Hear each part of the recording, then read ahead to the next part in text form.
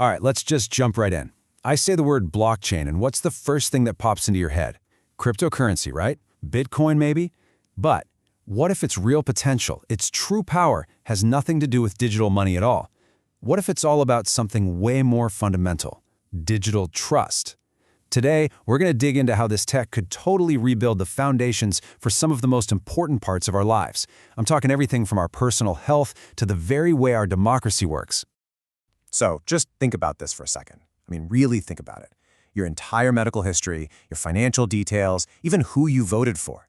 In the world we live in now, all of that data is constantly being copied and shared and stored on a million different systems managed by who knows how many different groups.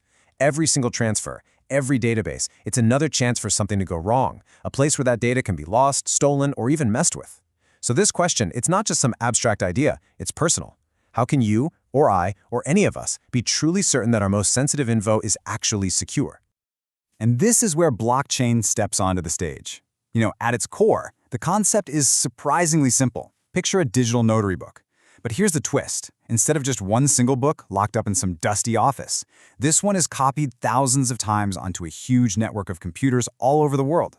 So when a new entry is made, like, say, a transaction or an update to a medical file, it gets broadcast to everyone on the network. Once they all agree it's valid, it's added as a new block. And get this, it's cryptographically sealed to the block before it. That's what creates this permanent, unbreakable chain. And here's the really crucial part. Once something's in, it's there for good. It can be verified by anyone. You can't just sneak back and change page 27 because thousands of other people have an identical copy that proves you tried. It's a whole system built on a shared, verifiable truth. Okay, so to see how this all plays out in the real world, here's a quick look at where we're headed. We're going to start with how this tech can lock down our health data, then we'll dive into its potential role in elections. We're also going to keep it real and look at the actual challenges, because it's not all easy. And then we'll wrap up with a big picture, what this trustworthy digital future could really look like. So let's get practical. Let's start with our first case study, healthcare. There aren't many things more private than our medical records. They hold the story of our lives, right? Our vulnerabilities, our well-being. And right now, the very systems that are supposed to be protecting them are, well, they're in a bit of a crisis. And this chart, wow, this really shows you just how big the problem is. Look at those two lines. The orange one, that's the number of individual data breaches. A hospital gets hacked, a laptop gets swiped, and you can see it just steadily climbing, which is bad enough on its own. But then look at that blue line. That is the number of actual people affected by these breaches. It doesn't just climb, it goes ballistic. You see those massive, terrifying spikes? Each one of those represents millions of people having their private data exposed all at once. Yep, you're seeing that right. 1,500%. The research behind that chart showed a 1,500% surge in these kinds of data violations, and that was in just 6 years. Just let that number sink in for a second.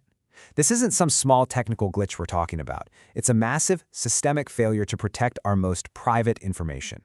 And believe me, when that data gets stolen, the fallout for the real people involved can be absolutely devastating.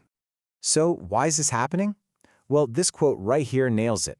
It's because our medical records are basically a gold mine for criminals. They've got everything someone would need for identity theft, all bundled up in one neat little package. And just think about the journey your data takes. It goes from your local doctor to a specialist, then to a lab, maybe to a hospital, and then finally to your insurance company. Every single step creates a new copy, a new file, and a new potential weak spot for an attack. So, in response, researchers have come up with systems that look like this. Now I know, this diagram seems a little complicated, but the single most important word on here is permissioned. See, unlike a public blockchain like Bitcoin, where literally anyone can join in, a permissioned network is like a private, members-only club. And for something like healthcare, that is absolutely critical. You only want verified, trusted people, patients, doctors, hospitals, to have access. It's really the difference between shouting in a public square and whispering inside a secure bank vault. And building a trusted network like this is a really deliberate step-by-step process. You don't just, flip a switch. First, you have to build the foundational network itself. Then, you carefully define and approve the specific members who are even allowed to join. After that, you set up secure endpoints so they can connect, and then you spin up peer nodes. Those are the computers that are going to hold the copies of the ledger and keep the whole thing running. Finally, you set up clients for people to actually use it and enroll admins to manage it. Every single step here is designed to build a closed, secure, and totally accountable system from the ground up. And this table right here shows exactly how control is managed inside that system. It's not some free-for-all where everybody can see everything. Nope. Every single member has a specific role with very specific permissions. So a patient can get to their own record and change their address. A hospital can create and update those records, but only for the patients they're treating. And an outside group, maybe law enforcement, they can't just go snooping around. They have to formally request temporary, read-only access for a specific reason. The big takeaway here is that the whole system is designed to put you, the patient, back in control of your own data. It could mean that one day you have a single, secure health record that you own, and you can share it with any doctor you choose, safely and instantly. Okay, but can a system like this actually work in the real world? This performance test helps answer that. The blue area you see is the system handling thousands of requests every second, while that orange line shows the number of active users just climbing and climbing. This is basically simulating a heavy load situation. Think of a huge busy hospital, with thousands of doctors and nurses all trying to access patient files at the exact same time. The fact that the system stays stable and fast is a huge proof of concept. It shows this tech isn't just secure on paper, it might actually be tough enough to handle the real world. All right, so let's take this same idea of digital trust and apply it to something completely different, but just as important, our democracy. The integrity of our elections really comes down to public confidence, right? Confidence that the process is fair, transparent, and secure. And in an age where people are more skeptical than ever, some are starting to ask, could blockchain help build that trust back up? Now, it's so important to have a balanced view on this from the get-go. The potential upsides are pretty compelling. It distributes trust so no single person or group can secretly change the results. It creates this permanent auditable record, which means every vote is logged forever, making recounts incredibly transparent. But the weaknesses? They're just as real. Blockchain can be slower and use up more resources than a simple database because every entry has to be agreed upon by the network, and we really need to develop some clear universal standards for how to do this securely. So where could this actually be useful? Well, proponents say we should start with some very specific problems. For instance, take our deployed service members. A lot of them have to use mail-in ballots that can take weeks, literally weeks, to travel around the world and back. And those huge delays mean a ton of their ballots just show up too late to be counted. Can you imagine serving your country overseas only to find out your vote, your voice, didn't even get heard back home? That's a serious problem. And it's a really similar story for a lot of the over 61 million Americans who have disabilities. Physical barriers at polling stations or just the difficulty of handling a mail-in ballot if you have a visual or dexterity impairment, all of it can make voting a huge challenge. So the goal here isn't to just replace everything overnight. It's about providing a secure, verifiable, and accessible alternative for the people who need it the most. So how in the world would we even get there? Well, this ATARC white paper lays out a really careful, phased plan. You don't just jump straight into online voting on day one. Phase 1 would just be using blockchain for tabulation, creating a secure, transparent log of the votes we already have, just to make them easier to audit.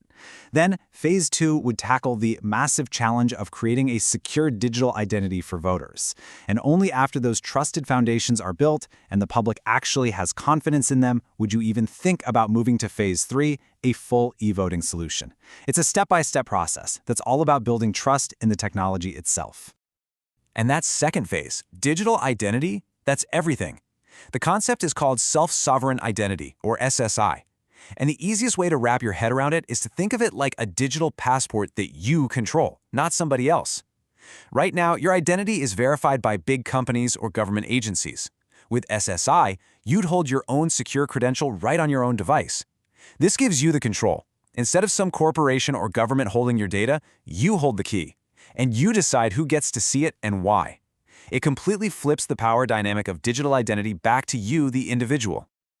Okay. So, as exciting as all this sounds, we've got to be realistic. This technology is not some kind of magic bullet. There are really big, really complex hurdles we have to clear before any of this stuff becomes common. These are the challenges that engineers and policymakers are wrestling with as we speak. And here are the big four. First up, scalability. Can these networks actually handle millions of transactions at once? Like an entire country voting on the same day? It's a huge question. Second, privacy. How do you keep sensitive data private on a ledger that's designed to be shared? The tricky part is making a system that's transparent enough for audits, but private enough for individuals. Third is cost. I mean, the amount of money it would take to move away from these ancient systems we've been using for decades is just enormous. And finally, a lack of standards. Without some universal rules of the road, getting all these different systems to talk to each other is going to be incredibly difficult. So, after looking at all of this, the incredible potential and the really serious problems, what's the big takeaway? What's the real promise of blockchain when you strip away all the hype? Well, I think the key insight here is that we just need to shift our thinking. For years, this whole conversation has been all about cryptocurrency, about speculation. But the real, lasting value of this tech might have nothing to do with money at all. Its true value might be its ability to act as a foundational layer of trust, a kind of new digital bedrock for society's most important functions. And that's really the thread that connects both of our case studies. Whether we're talking about protecting a patient's medical history for their entire life or creating a perfectly auditable trail for a national election, the basic idea is exactly the same. It's about creating a shared, unchangeable record that everyone involved can trust without having to put their faith in one single person or company. You know, this technology is still so new, and where it all ends up is still anyone's guess. But it forces us to ask a really powerful question. Think about it. From tracking our food supply to managing property deeds to verifying academic degrees, what other essential parts of our world could be made more secure, more transparent, and more trustworthy? That's the future that blockchain is asking us to imagine.